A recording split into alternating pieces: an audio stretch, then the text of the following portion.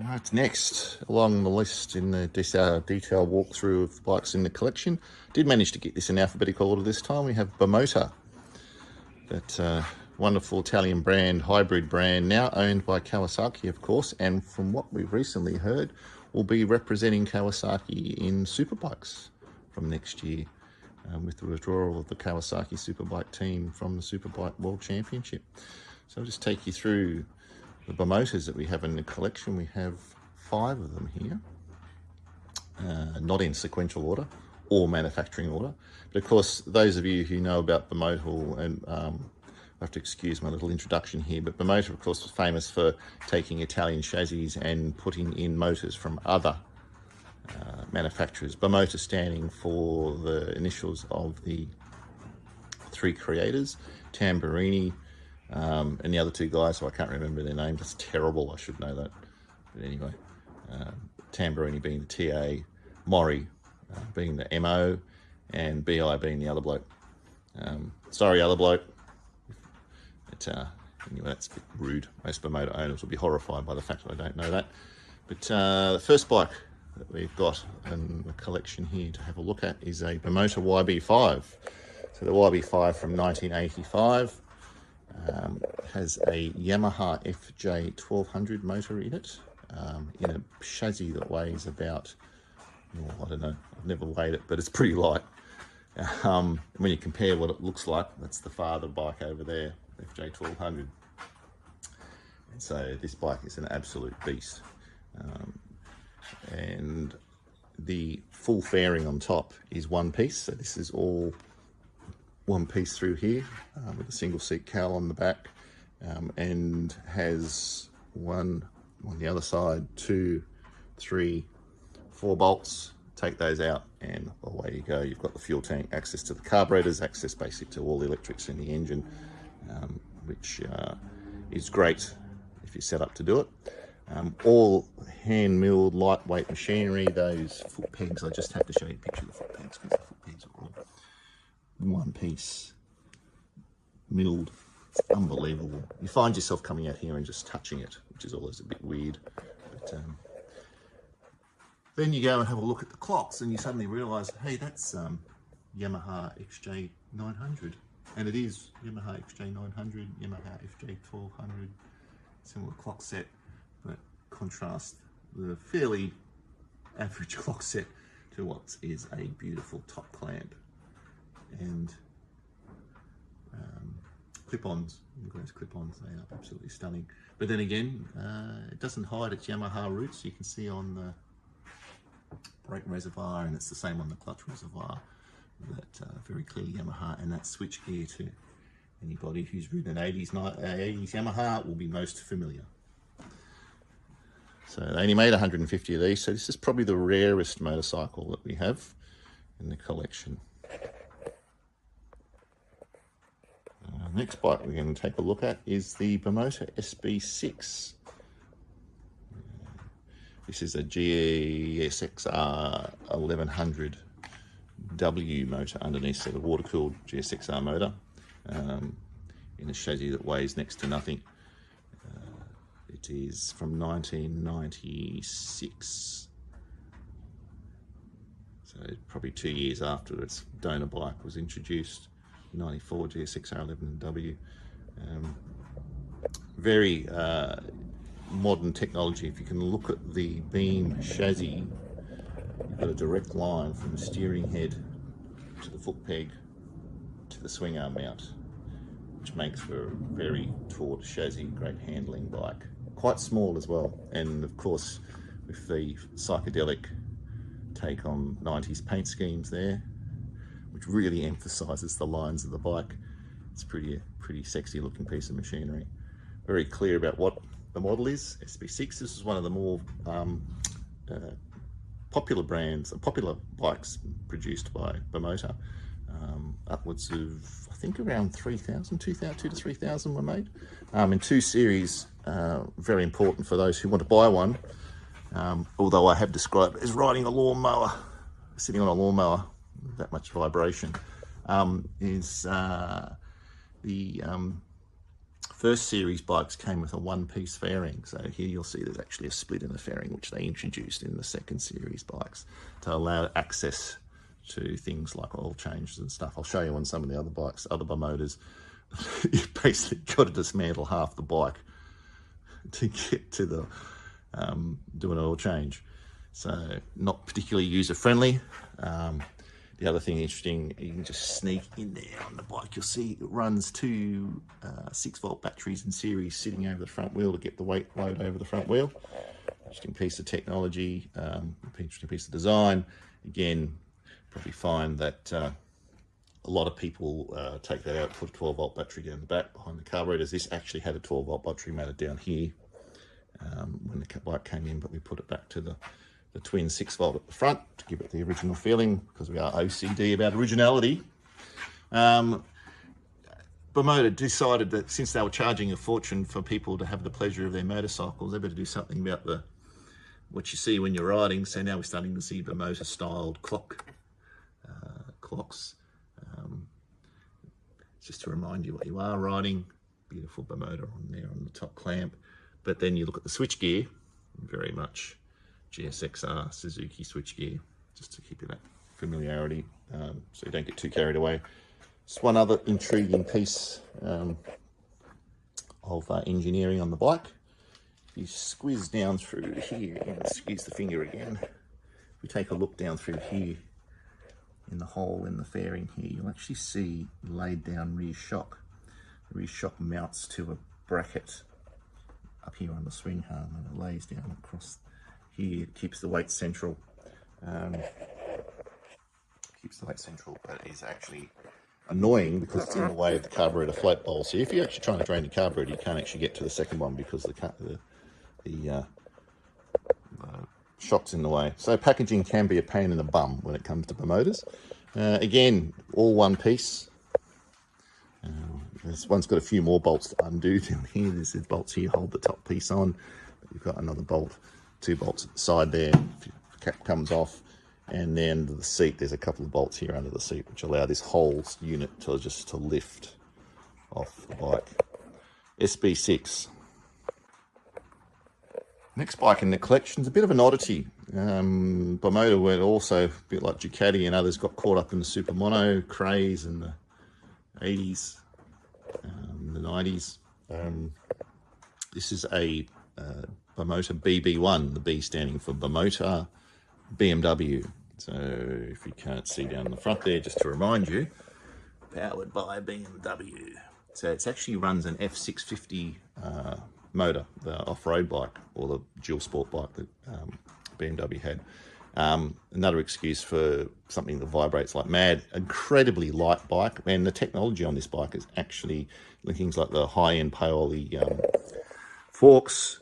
If you look at the size of those discs, only runs a single side disc. This bike is amazingly light, and because of its lightness, it actually goes surprisingly quick for a 650. Just come around here. Filming. Again, you can see Bimota providing clocks that remind you about who they are and what you're riding. Just over here, the Bimota decided, in this case, a bit like the SB6, you'll see that the exhaust pipes up under the seat, which was all the rage at the time. Again, here 94, if you kind of look at the early R1s, when R1 did it, mid-80s, mid-90s, didn't they, when they went to pipes up under the seats. Sorry, mid-2000s when they went to the pipes up under the seats. But everybody was getting the act. Ducati, of course, they'll proclaim it since the 916 was manufactured. So again, the other unique feature on this bike is we come down here, you look at the simple engineering on the swing arm, is this here is the fuel tank. Right where you want it for weight, lowering the weight, centralizing mass between the wheels, and right down the bottom. So it's showing a lot of thinking in terms of packaging and operations. Again, in true Bimota style, if you want to do work on the engine or anything, you've basically got to dismantle half the bike. So again, all that technology comes with a bit of a price. This here on top is not a fuel tank access. It is actually for your gloves or for something, storage bin. The fuel tank is actually here, the other side. That's the access to your fuel tank. Bimota BB1, pretty rare in Australia. I have to say I have not seen another one on the road. I actually only know one other for sale at the moment. Next bike in the collection is probably a bike that hails from the heyday of Bimota, 1987 Bimota YB7. So of course most of you know, who know Bimotas know that they were extremely popular in the Japanese market, and this bike, using the FZR 400 motor, was essentially a bike designed for that market. Again, showing in 1987 beam alloy frame, and engineering way ahead of competitors. It's Folgore on the thing. I understand means lightning in Italian, but again, if I get that wrong, feel free to correct me. It's a very small bike, but it runs the 4-cylinder FZR 400 motor, which revs to 16,000 RPM. So it screams when it gets going. Again, in that very similar Bimota design, all this on top is one piece, held on by two at the front, two at the back, and will come your main fairing to give you access to the all the underside engines, carburetors and stuff like that. But again, travelling back to the YB5, you'll see that we are running essentially FZR clocks. So anybody who's running FZR, even if you look at our FZR 1000 that we'll have a look at later when we get to the Yamahas, you'll realise that they are Yamaha clocks, Yamaha switchgear, Yamaha master cylinder. One of the beautiful pieces of this I love about this bike is this is actually the choke lever. It's actually a single piece turned piece of aluminium attached to the choke cable. It's very stylish. Runs single side exhaust. Bimota did tune the Japanese engines with their own exhausts and header designs and the like. Press claims it actually released more horsepower. Not having ever ridden an FZR 400, I wouldn't be able to answer that question. Anyway, there you go. FZR, sorry, I shouldn't call it FZR, YB7. And so, of course, at this time, you look at this, if you look at other models that were around the time Bimota was running in World Superbikes, Davide Tardozzi of Ducati fame at the moment, nearly won the World Superbike Championship on one. He was on the YB4. And if you look at a YB4 and put it next to a YB7, they look very similar to that chunky style, just the YB7. YB4 is a lot bigger, it runs the FZR 1000 motor. So a little bit bigger, but there you go, YB7. And now our last Bimota, and the last Bimota that we bought for the collection is a DB4, D standing for Ducati. It's essentially a Ducati 900 SS underneath. Ducati making engines available to Bimota at the time. A lot of the D series, the DB series Ducatis all ran the 900 SS motor, so it was readily available and a good reliable unit. So yes, this runs the belt driven engine. A belt change on this bike will take roughly 3 hours. It took me 3 hours to do the belt change on it because you just cannot get to anything. Spend a lot of time modifying tools just to get to the belts and get the covers off to actually get the belts in there. So again, not design over design or form over function, you could say. Beauty over practicality. Amazing bike. This bike actually has 23 kilometers on it, so it's brand new. 26. It had 21 when I bought it. Sorry, that's got 21 on it. It had 20 when I bought it, so I've done 2. So there you go, nicely around the block. That's essentially Ducati. So we've lost our Bimota clocks, which is really unfortunate because you're sort of back to thinking, okay, I'm riding a Ducati. Sounds like a Ducati. I will come over to the other side and show you one unique feature of the DB4.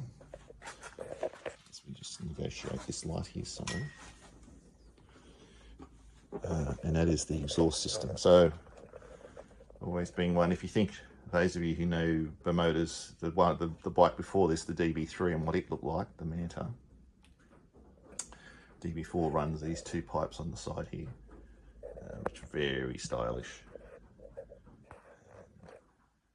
Of course, in the Italian colours of red, white, and green.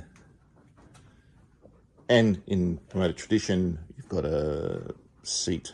The full body fairing again comes off very simply, and Bimota taking notice of the ability to do an oil change, did split the fairing so you can actually get in there and do an oil change without taking off the whole front wheel and everything. Whereas on the YB7 over here, to actually get to do an oil change and change the oil filter, you have to take off front wheel and the fairing. They do say you're supposed to be able to spread the fairing apart to get the fairing off. However, when you hear the cracks and creaks and groans when you're trying to do it with 30-year-old plastic, it's better just to take the front wheel off. Doesn't take that long.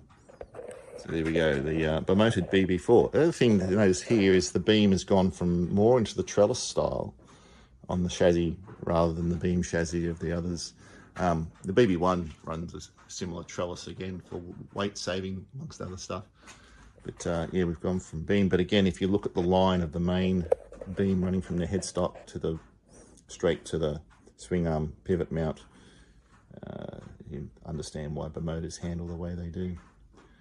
Lovely piece of machinery, the Bimota DB4.